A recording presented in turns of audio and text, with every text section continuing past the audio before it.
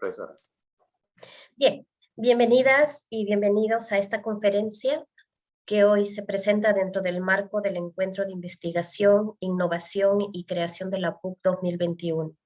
Buenas tardes a la conferencista de manera especial, la doctora Veronique Lecaros, y a todas las personas que hoy nos acompañan. Damos las gracias a la Pontificia Universidad Católica por generar estos espacios importantes para la investigación, para poder escuchar nuestras voces, las voces de las personas que contribuyen a la sociedad con su investigación. También agradecemos al Departamento de Teología por sumarse y dar respuesta activa con su pensamiento y sus propuestas teológicas desde la realidad actual. Y del mismo modo agradecemos la participación de todas las personas que aquí se encuentran con intereses, inquietudes y curiosidades por saber. Antes de dar paso a la conferencia, quien de seguro nos va a enriquecer con su sabiduría, sabiendo que siempre es bueno saber quién nos habla para que lo que nos dice tenga más sentido y peso, paso a presentar a la doctora Veronique. Veronique Lecaros es doctora en teología por la Universidad de Estrasburgo. Es doctora en Historia del Arte por la Escuela de Altos Estudios en Ciencias Sociales de París. Es máster en Filosofía por la Universidad de la Sorbona y por la Universidad de Stanford. Ha dirigido varios proyectos de investigación en Jack Chan Research Grant y un proyecto financiado por la Conferencia Episcopal Italiana para la Universidad Antonio Ruiz de Montoya, entre otros. Actualmente se desempeña como investigadora asociada en la Pontificia Universidad Católica del Perú, institución donde también enseña en el Departamento de Teología y en el Seminario de Doctorado en Ciencias Sociales. Es autora de varios artículos publicados en diversos espacios y lenguas y de diversos libros sobre los fenómenos religiosos en el Perú. Asimismo, y finalmente, ha sido Thinker Visiting Professor en la Universidad de Stanford.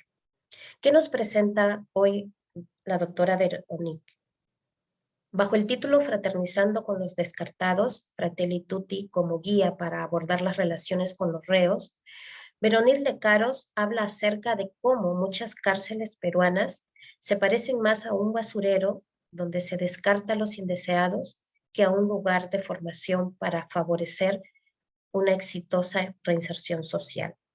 A través de la exploración de la cosmovisión enraizada en imágenes de un Dios autoritario y justiciero que avala la violencia y que se expresa con dichos como, por ejemplo, en esta vida todo se paga, Dios tarda pero no olvida, etc., y teniendo en cuenta los aportes de la exégesis teológica que rehabilita la perspectiva cristiana de la misericordia y en la cual afortunadamente se enmarcan las reflexiones del Papa Francisco, el Papa que tenemos actualmente, nuestra conferencista propone reflexionar siguiendo las pautas de la encíclica del Papa Francisco Fratelli Tutti del 2020, sobre lo que significaría tratar con misericordia a los reos sin faltar a la justicia. Nos invita a entrar en la lógica que permite restaurar la dignidad humana a los descartados de la historia, cuestionando a ese Moloch cristiano, a ese Dios todopoderoso y justiciero que no se olvida de nada, para abrirnos paso al Dios misericordioso que nos pide derribar muros y hacernos prójimos al estilo del buen samaritano. Después de su grata presentación sobre este tema, tendremos un tiempo para preguntas, las cuales las pueden ir registrando en el chat en la medida que vayan saliendo, o si prefieren, mostrarlas al final. Esperamos que todas las preguntas, en la medida de lo posible, sean respondidas, pues como saben, el tiempo siempre corre y a veces va contra nosotros mismos, ¿no? Pero bueno, sin más, les dejo con la doctora Veronique.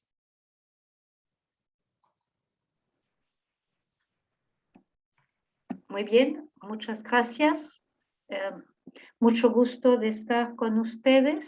Muchas gracias, Paula, por tus palabras. Realmente Muchas gracias por esta presentación. Gracias a los organizadores, a la Católica en general, Vicerrectorado de Investigación y a nuestro departamento, al Padre Edmundo, quien es el jefe de nuestro departamento.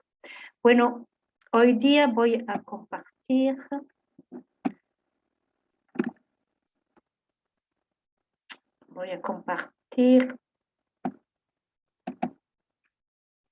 ya.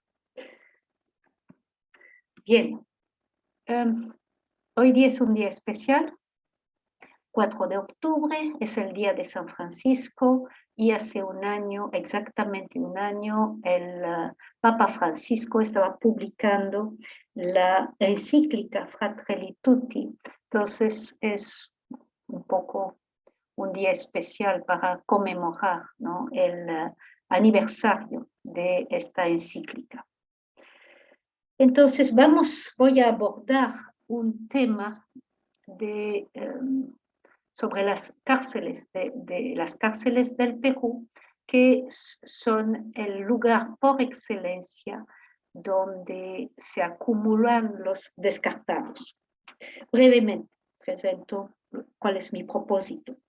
Los reos en el Perú, en América Latina en general, soportan condiciones infrahumanas, ¿no?, en estructuras colapsadas. La falta de recursos estatales, la ineficiencia, la corrupción suelen ser invocados como motivos para explicar estas condiciones infrahumanas, infamantes en la cual viven los reos. Sin embargo, y esto es lo que quiero arguir hoy día con ustedes, es que más allá de estas limitaciones materiales, existe una ausencia de interés que corresponde, que se enraiza en concepciones de la justicia, del sufrimiento y en última instancia de Dios como juez y ordenador del universo. Y de esta manera se justifican estas condiciones, este abandono en la cual tenemos a los reos, y no solamente se justifica de parte de nosotros, pero los reos aceptan sus condiciones como el orden de las cosas, como parte del orden de las cosas. Es lo que quiero demostrar. Hay que entender muy bien esto para esta situación, esta forma de justificación, para ver cómo podemos superar esta situación y llegar a una situación de fraternidad universal, que es lo que nos invita el Papa Francisco.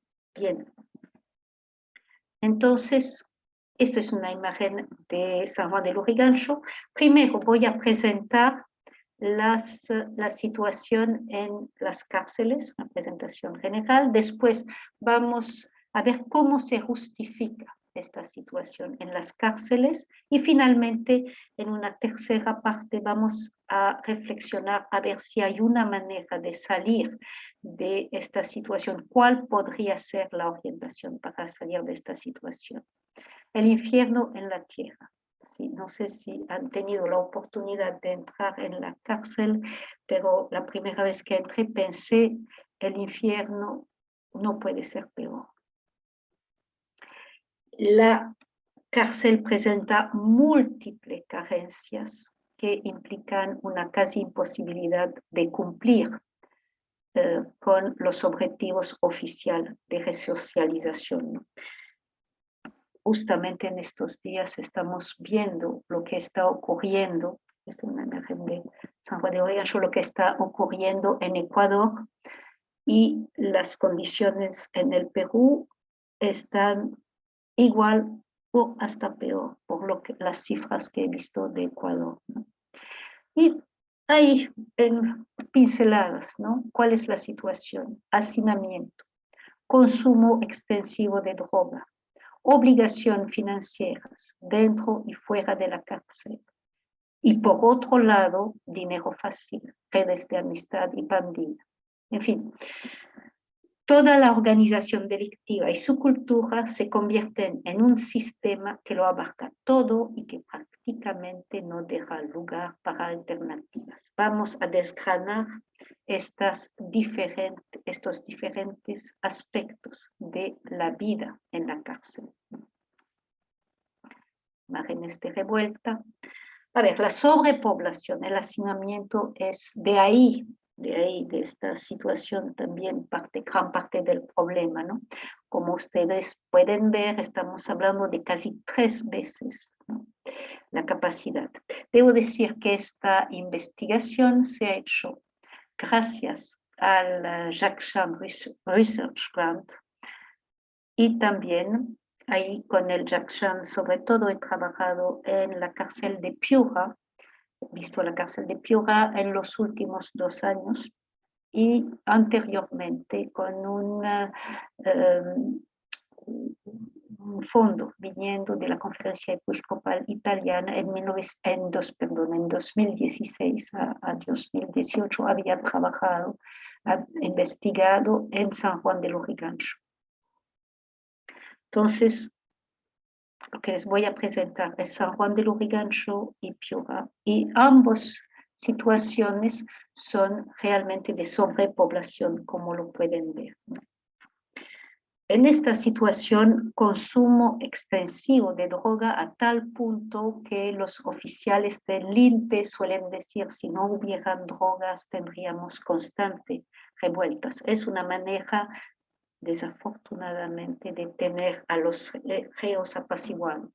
Dentro de la cárcel funciona un mercado inmobiliario informal. Les estoy dando los precios en San Juan de Lurigancho, antes que San Juan de Lurigancho pase al INPE y antes de la crisis del COVID, la crisis inmobiliaria. No sé hasta qué punto el mercado inmobiliario de San Juan de Lurigancho sigue el de la calle. Pero en todo caso, esto es un ejemplo, ¿no?, de la presión que se tiene financiera, que se tiene adentro de la cárcel. A menudo falta la comida, en fin, todo se paga en la cárcel. Y no se puede entonces sobrevivir sin algo de dinero.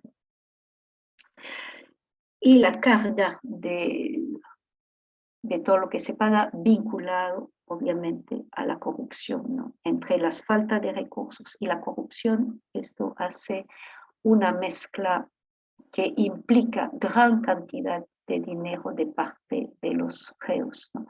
Solamente un pequeño ejemplo de corrupción.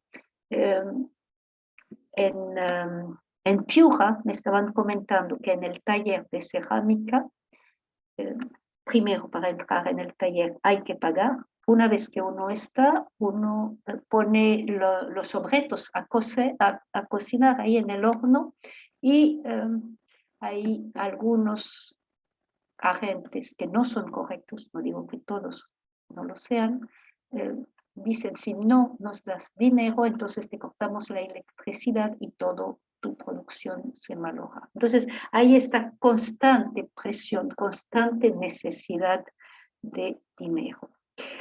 Por otro lado, está el dinero fácil de las bandas que operan desde la cárcel, ¿no? Y lo peor de esta situación es que no hay alternativa, no hay ninguna universidad que esté ofreciendo un título o un instituto en las cárceles. Me permito insistir sobre esto por el público que está escuchando. Habían contratos, pero no han sido renovados y por diversos motivos, no necesariamente las universidades, el INPE, en fin, es una situación compleja, de tal manera que los reos, salvo para estudios secundarios, no tienen oportunidad de desarrollar otras capacidades en las cárceles, lo cual existe en la mayoría de los otros países del mundo, ¿no? Un ejemplo de los talleres, ¿no? Y en los talleres no hay para todos, en Piura hay solamente para el 30% de la población. De tal forma que las cárceles están comúnmente conocidas como universidad del crimen, ¿no? y varios reos vuelven a recaer, obviamente, porque no pueden salir de este círculo. Y en algunas bandas, el hecho de haber pasado por la cárcel está considerado como, digamos, un título, el equivalente de un título universitario, haber logrado subir un peldaño, ¿no? Y acarrea un reconocimiento, representa un orgullo. Las cárceles están tienden a ser considerados como basurero. He escuchado estas palabras una y otra vez, y en la literatura es la manera en que se menciona a las cárceles, ¿no? Descartar a los seres humanos, los que no sirven en la sociedad, sacarlos, botarlos, para que no nos molesten. Algunas imágenes de la cárcel para que ustedes se den cuenta, aunque estas imágenes no sean tan horribles. Les he puesto otro ejemplo de autores que usan esta palabra, ¿no? De botadero humano. Bien, esto es el cuadro de las cárceles, ¿no? Desechables, seres desechables, según la expresión del Papa Francisco, desechables, descartados. Otras imágenes de la cárcel. Ahora, ¿cómo aceptamos, justificamos mantener este infierno carcelario? Obviamente podemos decir falta recurso, ¿no? Pero un político que se atrevería a decir voy a poner recursos en las cárceles no sería muy popular. Dicen, ¿y por qué no en la niñez o lo que sea? Hay muchas necesidades, mucha carencia. Los últimos son los reos. También, a ver, si uno mira los sueldos de los funcionarios públicos, el INPE no está en primer lugar, para decirlo de forma bonita. O sea, consideramos que las cárceles no merecen inversión, ¿no? Consideramos normal que se viva en este infierno, ¿no? Esto va mucho más allá de simplemente falta de recursos. Escogemos no invertir en los reos, en los delincuentes, en las cárceles. ¿Cómo entender esto? Entonces, he recurrido a lo que se llama el imaginario social. Esta noción viene de Cornelius Castoriadis en los años 70, pero he tomado la expresión de Gustavo Morello, que trabaja sobre imágenes de Dios, ¿no? Y imágenes de Dios y cosmovisión. Entonces, el imaginario social religioso es una construcción muy importante como Morello articula diferentes aspectos de este imaginario.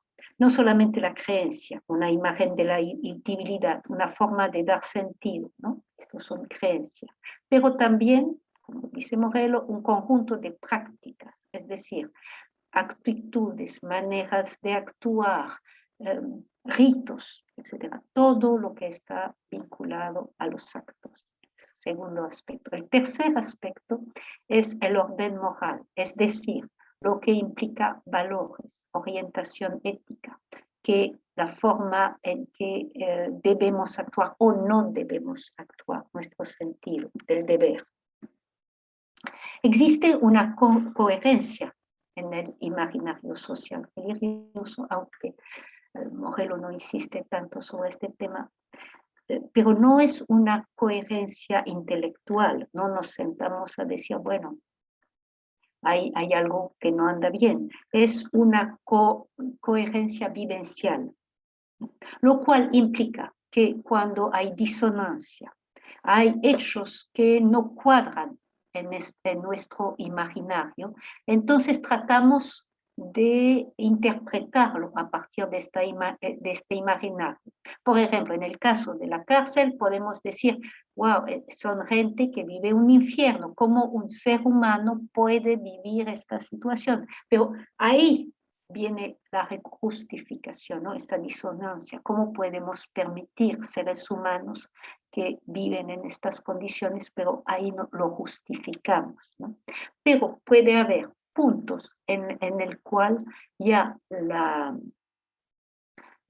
no logramos justificar y esto permite hacer avanzar, ¿no? Avanzar, cambiar, evolucionar, bueno, el imaginario. Cuando hay choque, cuando hay retos, desafíos, algo que no se pueda interpretar, ahí sí, hay un cambio en el imaginario. El ejemplo más obvio es cuando Galileo dijo que el Sol no daba vuelta alrededor de la Tierra, pero es la Tierra alrededor del Sol. Esto implica todo un cambio de cosmovisión, de pensamiento del universo. Bien, entonces, ¿cómo se conforma este imaginario de los botaderos humanos? ¿Y cómo lo podemos desafiar? Que es el propósito de esta charla, ¿no? ¿Cómo lo justificamos? El lema que justifica el botadero es: en esta vida todo se paga. Es un lema que usan una y otra vez los ateos, que he escuchado constantemente. Y hay toda una variación. Dios tarda, pero no olvida. O otros ejemplos está en esta situación, pero ¿qué habrá hecho? Esto no es solamente válido para la cárcel, ¿no? Pero también es válido en general para la gente que se enferma, que le va mal. Siempre se busca algún hecho que habrá hecho la persona y que justifique que esté en esta situación. Le he puesto esta imagen de Egipto adrede porque los exegetes bíblicos consideran que esta manera de pensar viene de Egipto y ha influenciado la Biblia. También la idea de la segunda muerte que está en el Apocalipsis vendría de Egipto y de ahí nos ha llegado a nosotros a América. Imágenes, obviamente, del infierno, ¿no? Del infierno, del paraíso. Bien, ahí, ¿cómo funciona este todo se paga? En la realidad, lo que más me chocó y me puso a investigar en esta pista de todo se paga, lo que significa este todo se paga, fue cuando entrevisté a un médico que había violado a una joven. Y entonces yo le pregunté por lo que él sentía de lo que él había hecho. Y la respuesta que me hizo fue, él se sorprendió muchísimo que le haga esta pregunta por la víctima. Y él me dijo, que se quedó pensando y finalmente me dijo, bueno, estoy pagando. Ahí yo me puse a pensar, pero ¿pagando qué? ¿A quién? Ahí está la víctima con su trauma. Claro, este señor iba a pasar 30 años en la cárcel, pero la víctima con su trauma ahí quedaba. O sea, no, este señor no mostraba ningún arrepentimiento. Y a medida que fue entrevistando en la cárcel, en ningún momento, y me chocó muchísimo, sentía, salvo excepción, por supuesto, un proceso de arrepentimiento, de pensar en las víctimas, inclusive en los que presentaban la pastoral. No había tampoco esta idea de arrepentimiento, ¿no? Entre los pastores presentes en la cárcel, cuando yo preguntaba, bueno, ¿y las víctimas? Igual yo sentía que para ellos no era tema, ¿no? Entonces, ahí pensé, bueno, ¿por qué? ¿No? Y, bueno, investigué, pregunté a otros investigadores, etcétera, etcétera. Y llegué, escuché muchas versiones, ¿no? Una versión es que es el sistema. Los reos suelen decir, bueno, es el sistema que es así, el sistema es injusto.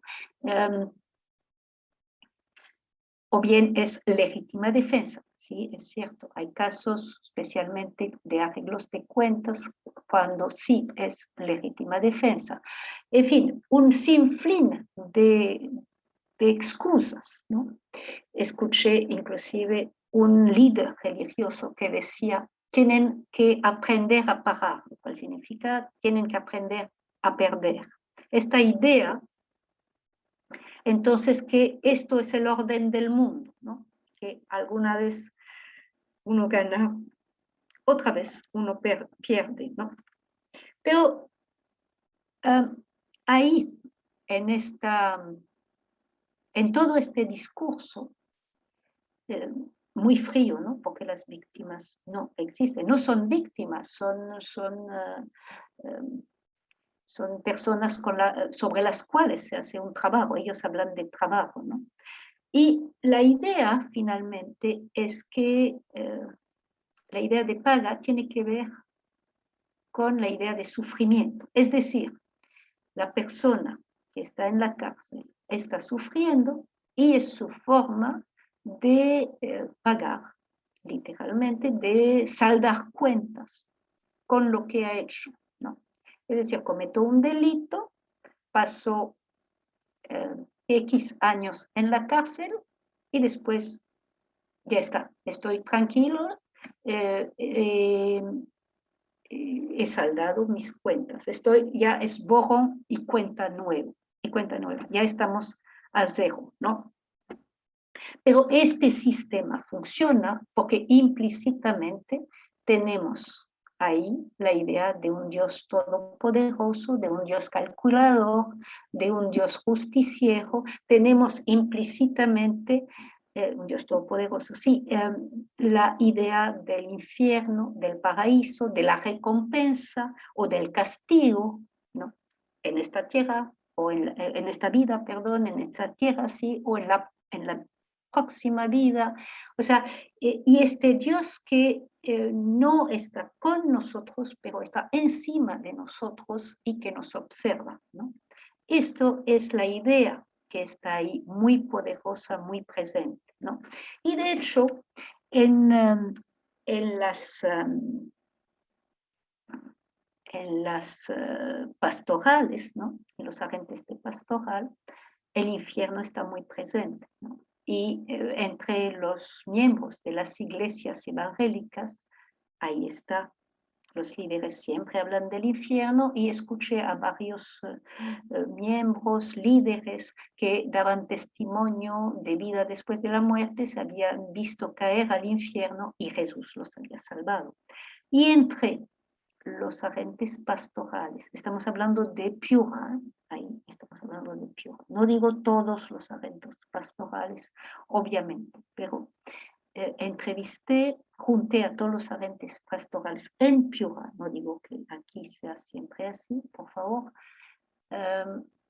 y les pregunté cómo funcionaban. Y ellos me dijeron que su forma de traer a los reos era de decirle, bueno, si no vienes con nosotros, si no cambias, es decir, si no vienes a rezar el rosario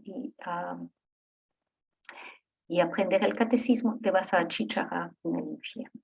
No digo que todos, no digo que en todas partes, o sea, no, que no haya mala interpretación, ¿no? Pero ahí está esta idea muy presente del infierno. Y en Piura hay excepción ahora con el padre Chiqui, que quizás conocen, se ha mudado a Piura y estaba desarrollando una pastoral en la cárcel. Entonces, esta manera, de pensar la lógica tarifaria, ¿no?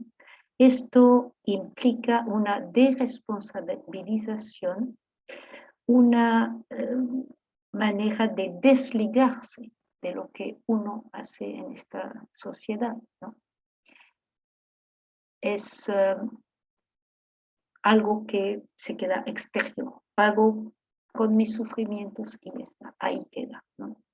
Poco importa lo que hago y finalmente la posibilidad de estar en la cárcel es un efecto secundario, ¿no? Sí, un efecto secundario. Ahora, ¿cómo entender esto? Ahí, ¿qué hay de nosotros, ¿no? Que estamos permitiendo estas cárceles. Y nosotros también debemos considerar que formamos parte de esta lógica sadomasoquista, ¿no? Entre los delincuentes. Y nosotros se crea una lógica sadomasoquista, ¿no? Ellos nos agreden y nosotros les volvemos a agredir en la cárcel. Y entonces este imaginario social religioso nos permite justificar crueldades en nombre de esta supuesta justicia que Dios mismo avala y practica. Nosotros funcionamos como Dios. Dios, en este imaginario, envía al infierno, nosotros enviamos al infierno de las cárceles, ¿no? Estamos justificados. Y el Papa Francisco bien ha visto esta forma de goce perverso, ¿no? En enviar a las cárceles, en pensar las cárceles como lugar de sufrimiento, ¿no?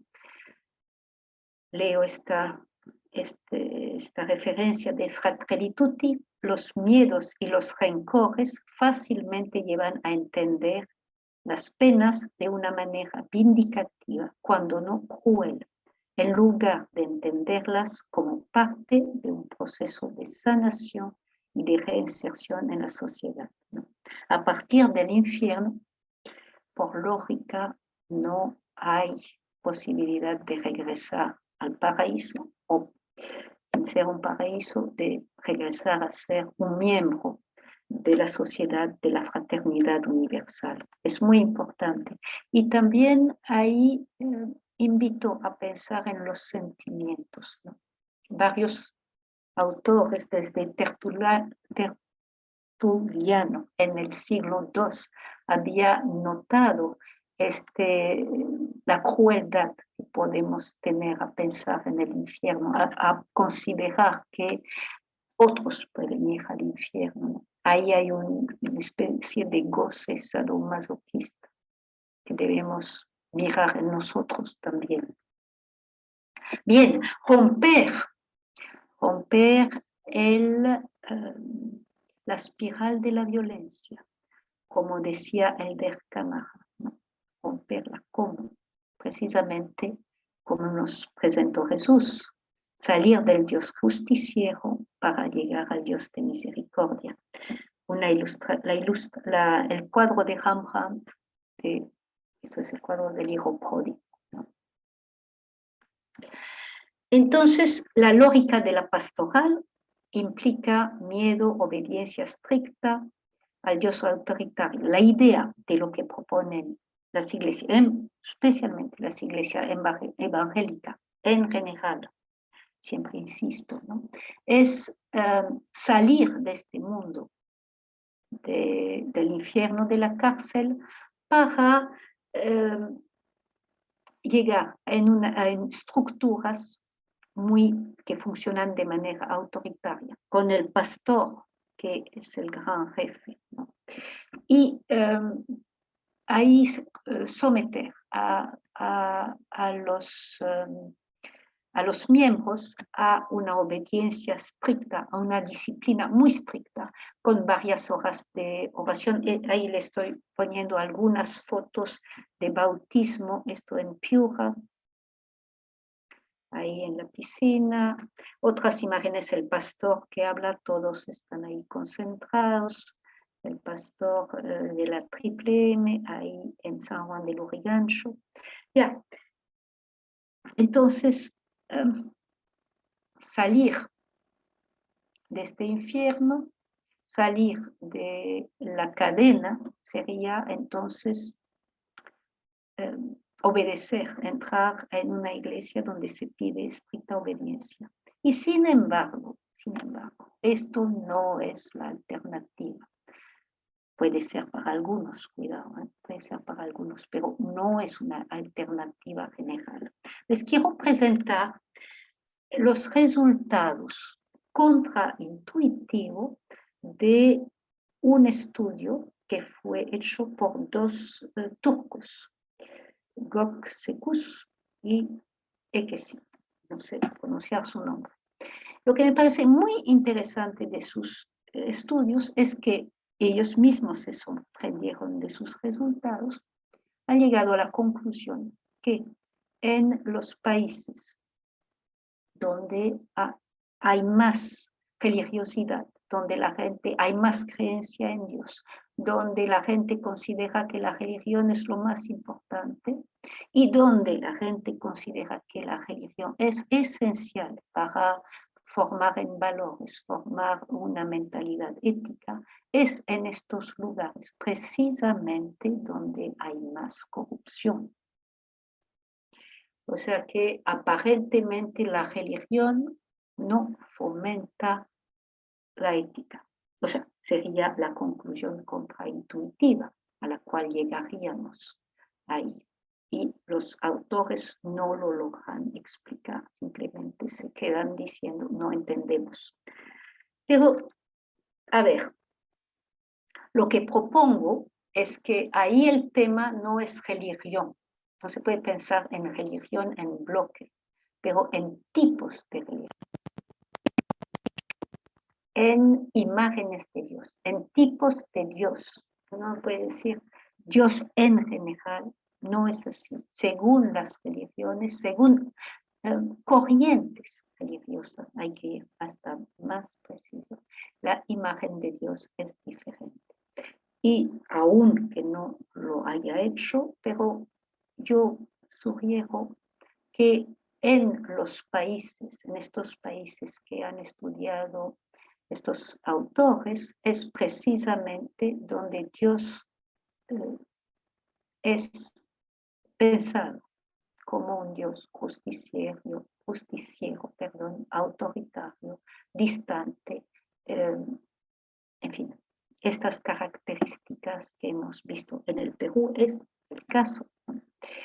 Y entonces, esto implica que esta forma de Dios, esta idea de Dios, no logra más ética. Más bien, lo que fomenta es una alternancia entre caídas, transgresión y después obediencia estricta. En fin, estamos en este tipo de alternancia que no implican moral, implican solamente obediencia ciega, transgresión.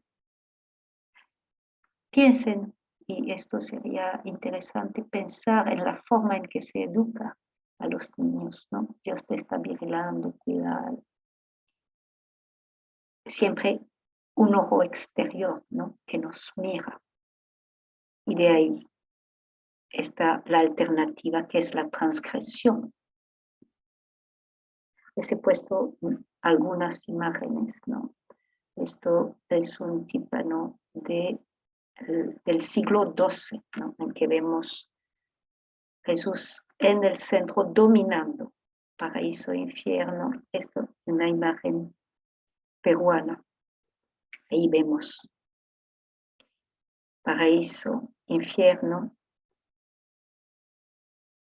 en fin. Ahora, este Dios casi sádico y calculador se enraiza en una tradición cristiana mal entendida y pervertida, ¿no? Hay toda una corriente que denuncia hoy esta forma en que este Dios se ha mantenido, estas imágenes de Dios, ¿ya?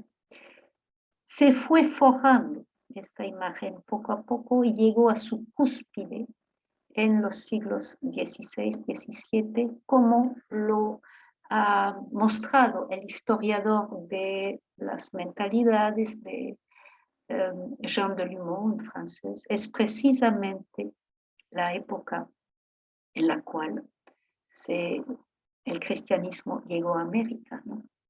Es este cristianismo que llevaba un Dios justiciero, un Dios calculador, que llegó a América. Esto nos viene desde San Agustín con su idea que del hombre pervertido, pasando por Anselmo. Anselmo empezó a sobrevalorar, con Anselmo se empezó a sobrevalorar los sufrimientos de Cristo, la muerte de Cristo en relación a su vida, y la idea que se había tenido que pagar un rescate para la honra de Dios, para restaurar la honra de Dios, y que este rescate se pagó por los sufrimientos y la muerte de Jesús. Obviamente es una mentalidad de la Edad Media, con esta idea de la honra, con esta idea que la honra podía implicar, para restaurar la honra, muertes, duelo, o sea, sufrimiento, luchar, en fin. Es una mentalidad de otra época. Pero San Anselmo nunca fue tan esquemático, ¿no? Que con la tradición se ha vuelto, ¿no? Se ha quedado con esta idea que no eran mucho más matizados, ¿no? En la teoría obviamente, de Agustín y de Anselmo, ¿no? Y Bernard Sesboué, un teólogo francés que acaba de fallecer la semana pasada, jesuita, se refiere al Dios perverso, al Dios violento, a estas siniestras imágenes de Dios que nos persiguen todavía, ¿no? Y que todavía a veces resurgen, todavía muy presente. Entonces, la verdad es, la pregunta es, esta evolución de lo que Jesús llamaba su papito, Abba, en arameo, en el Moloch, una imagen del Moloch, ¿no? A la cual se sacrificaba gente, es una de las mayores paradojas de la historia de la religión. En cambio, el Papa Francisco, con su lema, miserando ad coeligiendo, pone en el centro la misericordia, ¿no? Implica superar la imagen de este Dios justiciero y legalista, sin caer en gracia barata, una expresión que usa Walter Casper, o sea, hay que pensar la misericordia con justicia, ¿no?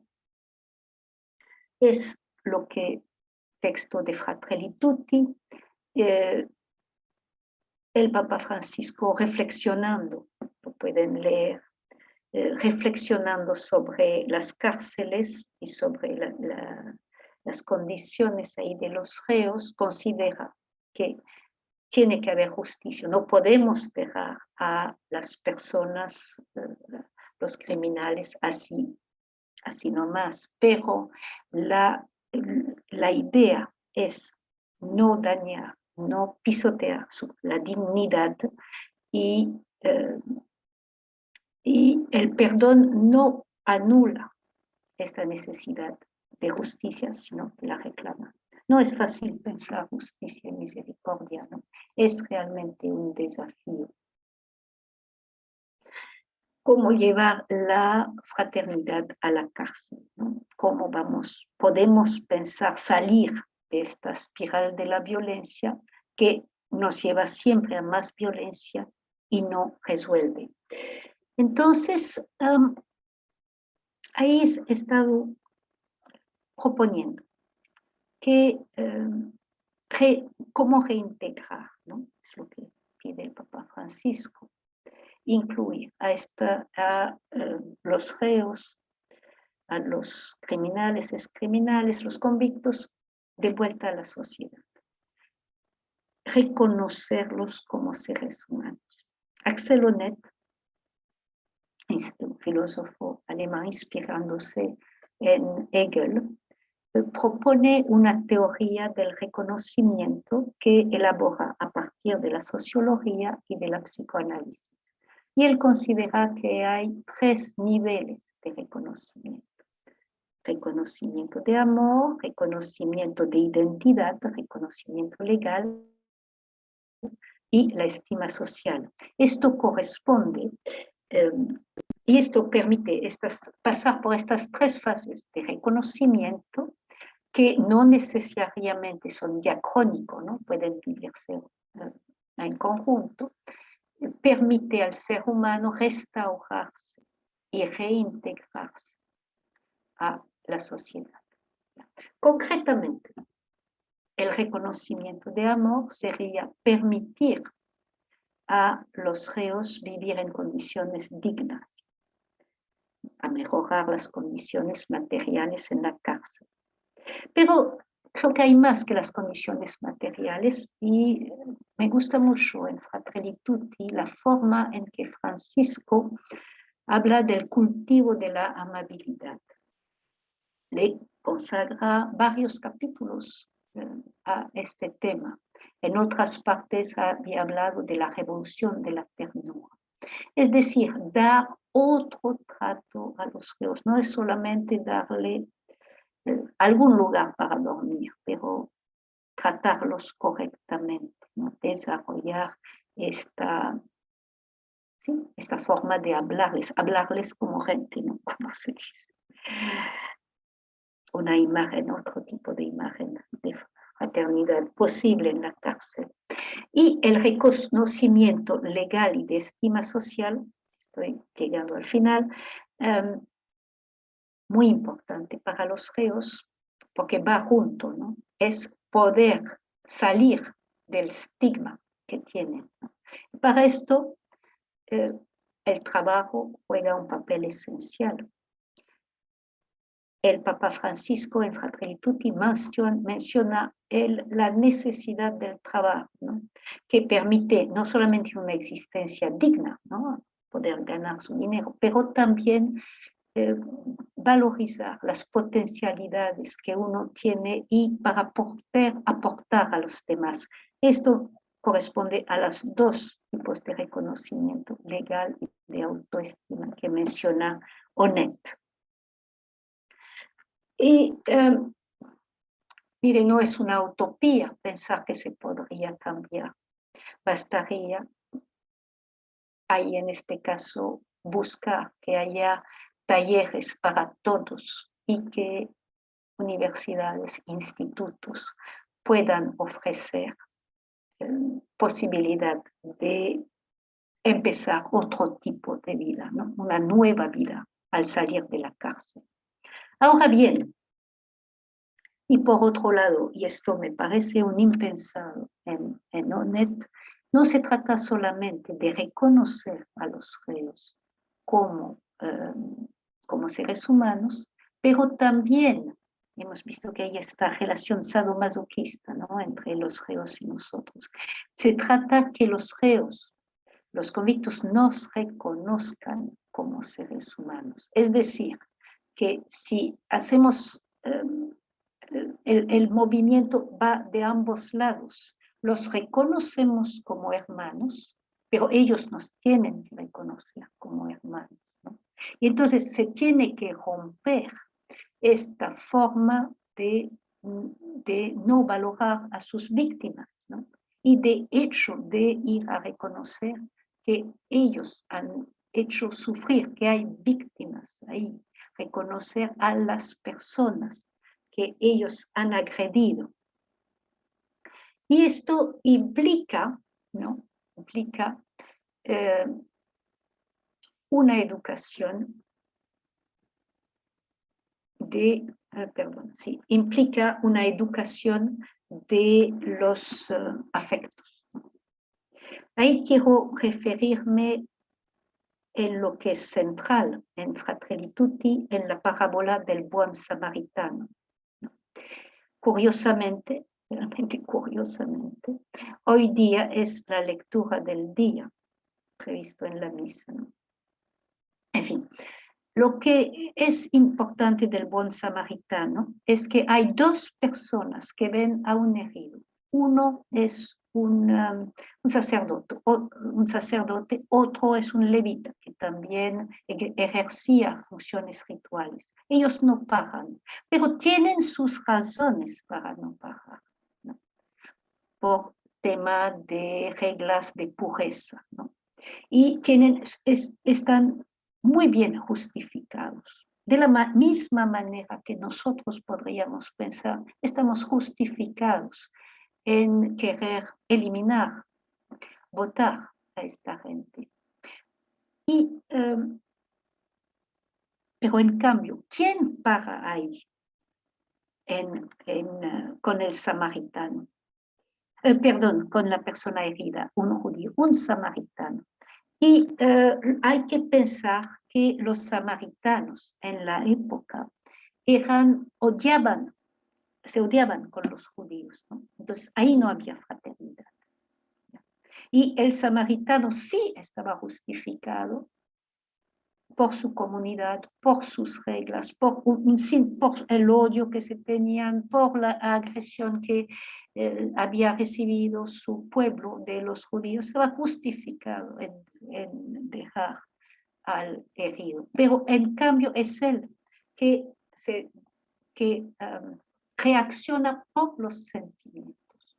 Más bien, él va contra las leyes para ir a acercarse al herido.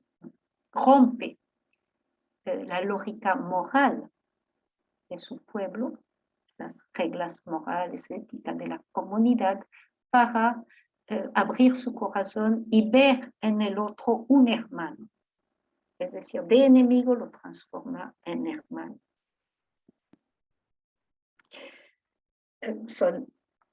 Hay cuadros realmente maravillosos, ¿no?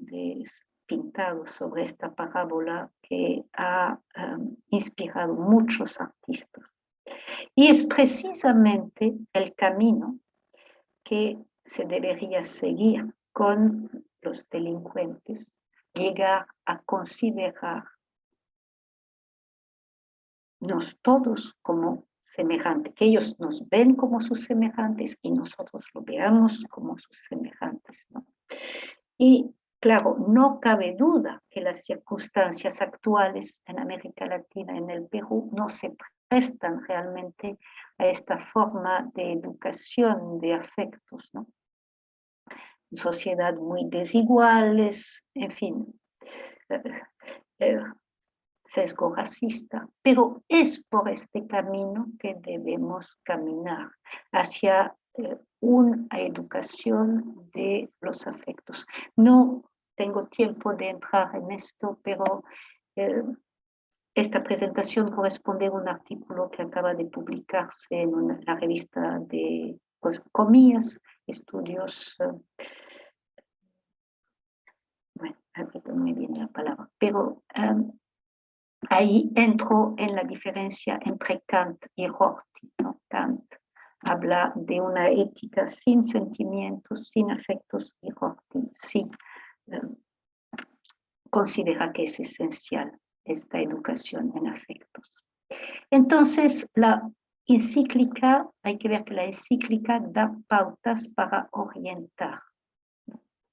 No es fácil, pero nos indica por dónde debemos caminar, dónde se debe pensar una pastoral que no mueva el infierno para la amenaza, el miedo para cambiar, ¿no?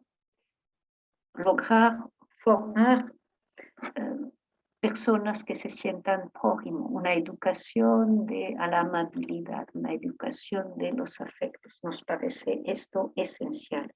Y la única manera de cortar la espiral de la violencia es el amor, ¿no? Que desemboca en otras dimensiones, en las relaciones humanas, probablemente mucho más exigentes.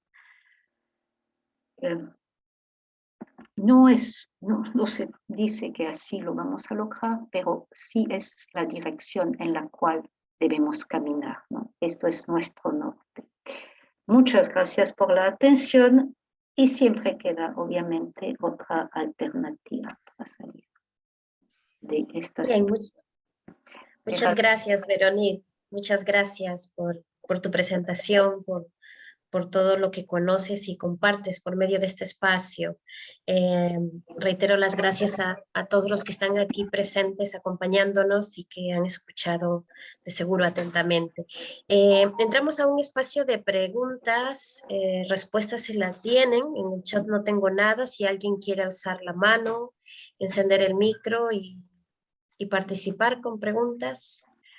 Tenemos, bueno, aquí tenemos un comentario, gracias por la conferencia, nos dice Marco Prieto. Veronique, ¿en qué medida estas imágenes de Dios puede imposibilitar o no el desarrollo humano en las cárceles? Y segunda pregunta, a la inversa del reconocimiento de amor de Axel Honneth, ¿existe algún tipo de reconocimiento patológico en la religión en general que bloquee el desarrollo humano? Estas imágenes de Dios bloquean, ¿no?, todo tipo de amor, porque el principio de esta imagen de Dios, de este Dios justiciero, no es el amor. Dios no nos ama, lo cual es una contradicción no solamente con el cristianismo, sino también con el judaísmo, ¿no? Porque a diferencia de las religiones de la región del Medio Oriente, donde los dioses crean a los hombres para servirles, esto es lo que vemos en los mitos de Mesopotamia, en la Biblia, Dios crea a los hombres no porque los necesita, sino por amor. O sea, esta idea de amor está ahí muy presente. Bueno, pueden haber escenas de violencia, pero está presente desde el inicio, ¿no? Y obviamente aún más presente en el Nuevo Testamento. Entonces, si no hay este amor, solamente es un tema de imposición, de obediencia y de miedo, ¿no? Podemos pensar en la forma la cual educamos a nuestros hijos. Honneth no habla de religión, ¿no? Honneth no menciona la religión, sino de manera muy,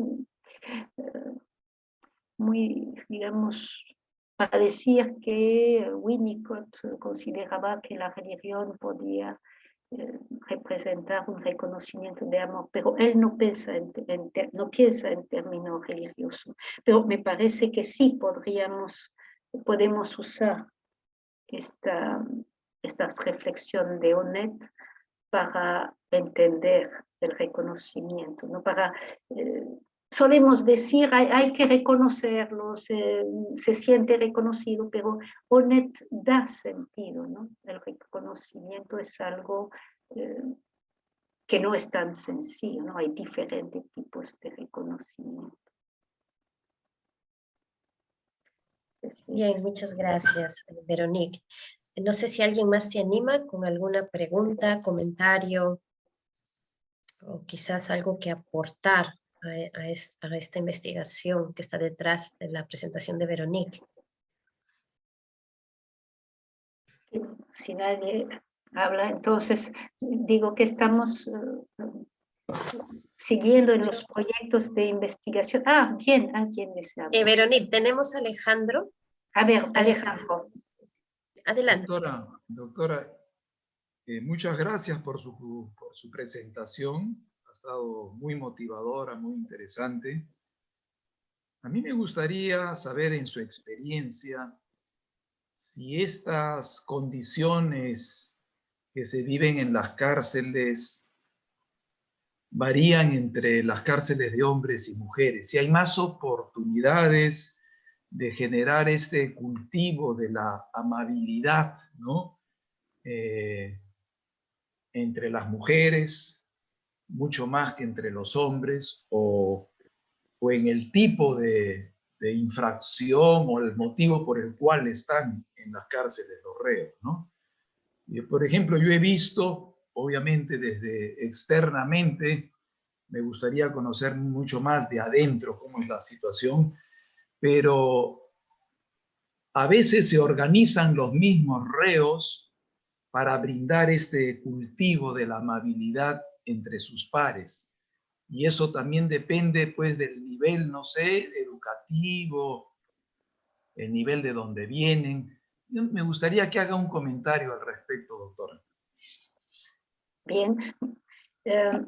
Sí, los reos sí se organizan, hay casos en que se organizan. Por ejemplo, en Piura han formado la convivencia carcelaria. Lo que se ve en Piura, a diferencia de Lima, es que hay una sola cárcel, ¿no? Entonces ahí están gente de diferentes niveles sociales que han hecho diferentes tipos de crímenes, y lo que he podido observar en esta convivencia carcelaria que han formado, que representa solamente 1% de todos los reos. Ellos cuidan mucho de quién va a entrar.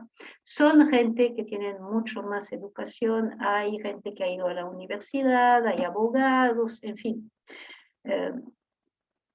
No sé si puede usar esta palabra en el Perú, pero cuellos blancos, ¿ya? En general, ¿no? Y ellos también, hay que pensar que se están organizando para tener condiciones de vida mucho mejores, porque ellos gracias a han logrado tener un lugar, han logrado organizar talleres, etcétera, ¿no? Y ellos no se drogan, piden que la persona que entre ahí no se drogan. En fin, estoy pensando también que hay todo un debate en relación a las iglesias evangélicas que se organizan adentro de la cárcel, de si la gente realmente se convierte o no se convierte, pero en la realidad la alternativa para no vivir de manera tan fuerte el infierno, es decir, para no tener que soportar las amenazas de los demás, es también entrar en estos espacios que organizan las iglesias. Por esto, los que critican las iglesias dicen, bueno, los que están en estas iglesias en realidad son gente que está condenado por crimen contra el pudor. Es la crítica que hacen, ¿eh? No digo que sea verdad, o que sea totalmente verdad, porque son los que padecen más en las cárceles. Ahora, la pregunta sobre cárcel de mujer Santa Mónica aquí en Lima es también un espanto, ¿eh? De sobrepoblación. No, mire, es un infierno para mujeres, ¿no? Yo no sé si será algo mejor ahí. Sinceramente, no lo sé. Me parece que no es algo mejor, ¿no? En Ancón no hay esta sobrepoblación, o no había, no sé ahora cómo evoluciona. Esto permite, yo creo que esto permite algo mejor, pero tampoco hay esta amabilidad para nada, ¿no? Ahí he ido a pabellones de mujeres, de hombre, también es muy, muy bravo, muy, muy triste. En fin. Bien, muchas gracias, Veronique. Tenemos una pregunta en el chat de John Padilla. Entonces, ¿la prisión es un mal necesario para evitar la impunidad? Perdón, la prisión para evitar la impunidad. Sí, eso es.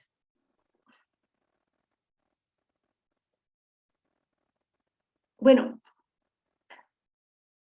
la verdad, sería interesante mirar diferentes sociedades. Hay sociedades que no son las más religiosas precisamente, en Europa del Norte, donde literalmente no hay cárcel. En Noruega no hay cárcel hoy día. Entonces, cuando han tenido el problema con este hombre que ha matado a 70 personas, tuvieron que enviar a esta persona a Dinamarca, ¿no? Si tienen algunos lo envían a Dinamarca. Si la gente hace infracciones, ahí hay todo un sistema de trabajo para la comunidad que me parece muy importante, ¿no? De resarcir, de devolver a la comunidad el daño que se le ha hecho. En Holanda también están cerrando cárceles, ¿no? Ahora, no es solamente, uno no puede decir eso Europa, en Estados Unidos al contrario, hay una gran población carcelaria, ¿no? Se ha logrado menos violencia poniendo más gente en la cárcel. No sé, esto merecería una reflexión también a partir de nuestra sociedad, ¿no? Uno no puede decir, bueno, vamos a ver que no haya corrupción. Sí hay corrupción, es todo un entorno, ¿no? Lo que yo creo que hay que centrarse es tratar de mejorar, a poner algunos restos, ¿no? Buscar alguna manera de mejorar, cambiar de actitud frente a las cárceles, pensar que se trata de reinserción, ¿no? Y entonces mejorar en algo las condiciones. Sobre todo permitir talleres, universidades, dar oportunidad de cambiar, ¿no? Y tratar de sensibilizar a las víctimas. Uno no puede decir, bueno, vamos a cambiar la imagen de Dios. Esto no funciona así. Esto es algo mucho más amplio, ¿no? que significa trabajar y en toda la sociedad peruana. Pero podemos empezar, si miramos solamente las cárceles, en algunos puntos, ¿no? Cuando estaba ahí visitando, ¿cuántos reos decían, queremos aprender, queremos educarnos? Hay que empezar así, ¿no?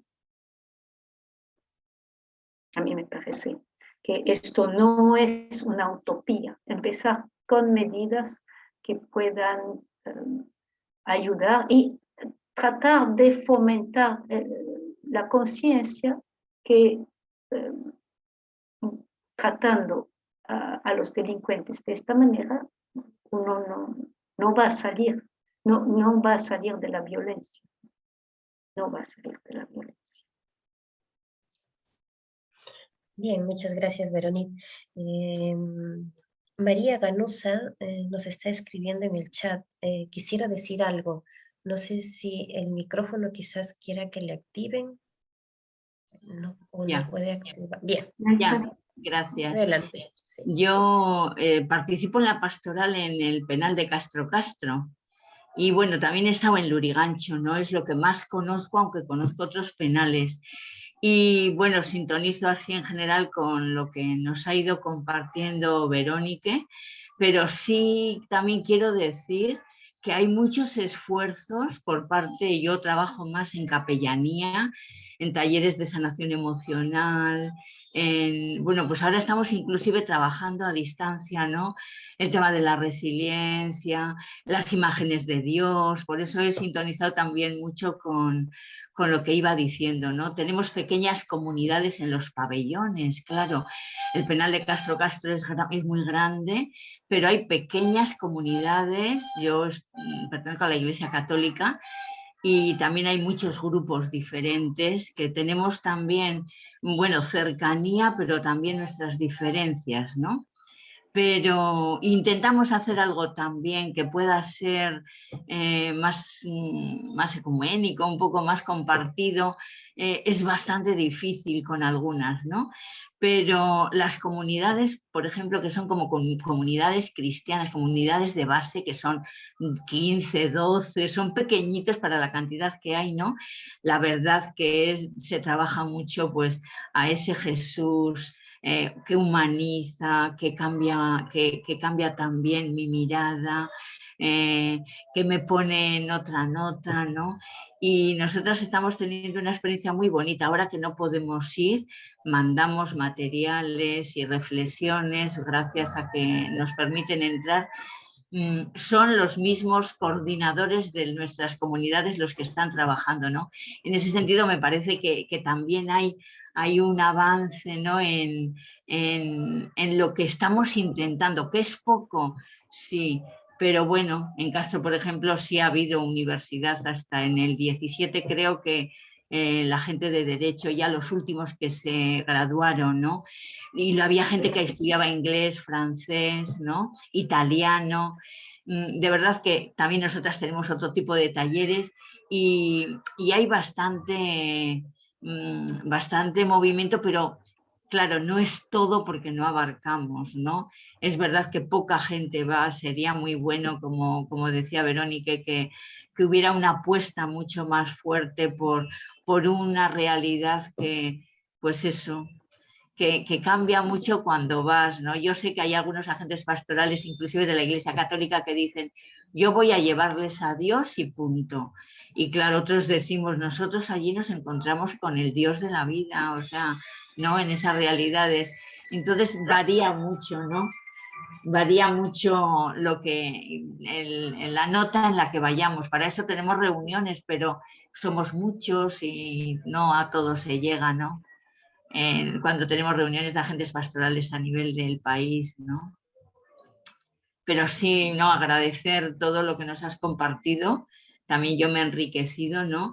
Y también he disfrutado de lo que vivo, ¿no? María, te agradezco muchísimo porque realmente esto es el otro lado que no he podido entrar, ¿no? Porque me he centrado en imágenes de Dios, en lo que se debería hacer y obviamente he visto individuos muy motivados, pero también iniciativas, sobre todo, no lo he visto la verdad mucho en Piura, pero ahora está el padre Chiqui, y digamos, no he entrado tanto en algunas iniciativas que he visto en San Juan de Lurigancho, en fin, Castro, etcétera. Sí, hay grupos, sí que funcionan, sí hay grupos que trabajan en esta dirección, sí.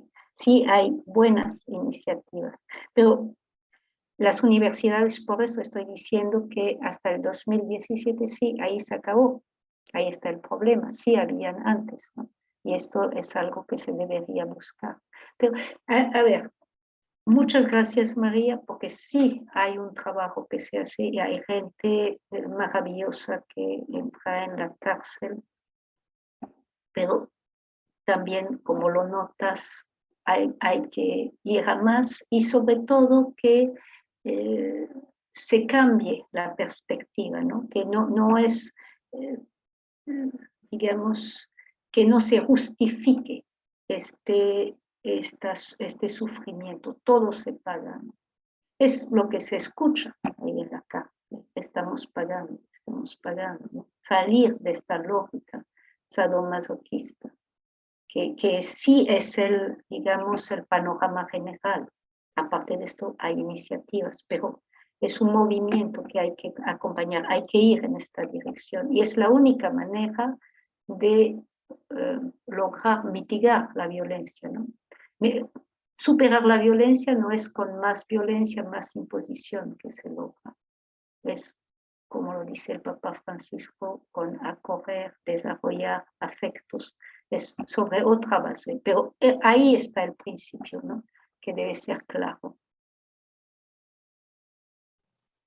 Bien, muchas gracias otra vez.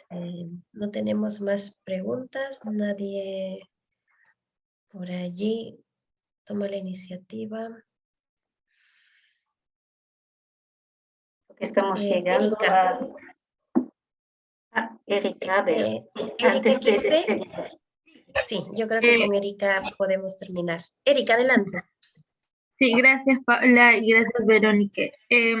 Yo soy estudiante de Derecho y de hecho el penal no es una de las ramas que me gusta tanto porque siento no podría defender tantas agresiones, tanta violencia, ¿no? Y es más, justo con una docente de la carrera como tampoco es especialista en penal, como esta contradicción de también entender que incluso la persona que como agresor o de un delito tienen derecho a la defensa, ¿no?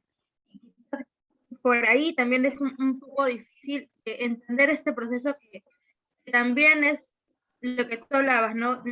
Ellos también viven en una especie de terror o de si fuera un infierno, no me imagino como tal, pero me llamaba mucho la atención cómo también este proceso que tú comentabas y testimonio, cómo los jóvenes o estudiantes se animen a también como decir, claro, y es una persona que cometió error, como es un cumplimiento de una condena, que ellos sí lo hacen, ¿no?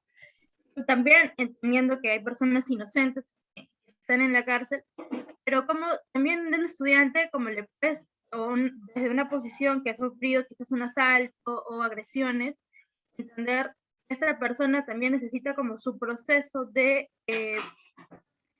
liberación, ¿no? De sentir como, ya bueno, yo me equivoqué, tengo ese proceso de reflexión y quiero cambiar, ¿no? O sea, ese transcurso que, como tú decías, también sufren ellos, y esta iglesia que es como un poco castigadora, ¿no?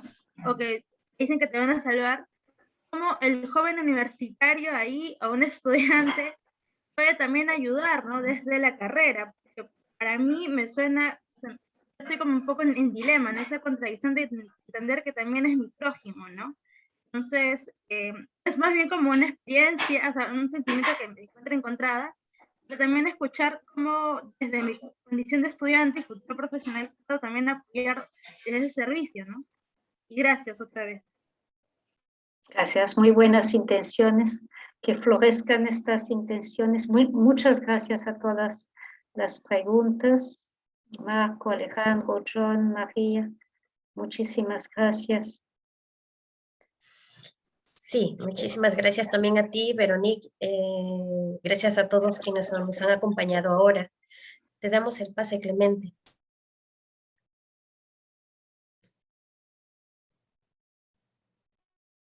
Alguien está hablando de si la justificación de odiar a alguien. En la parábola del buen samaritano no es odio. Ángela, no es odio, es indiferencia. Justificar en no ayudar a los demás. Muy bien. No sé si se ha cortado, Paula, no sé cómo es la cosa. Sí, creo que ha habido algún corte porque creo que no hemos tenido secuencia. Terminamos. Ya.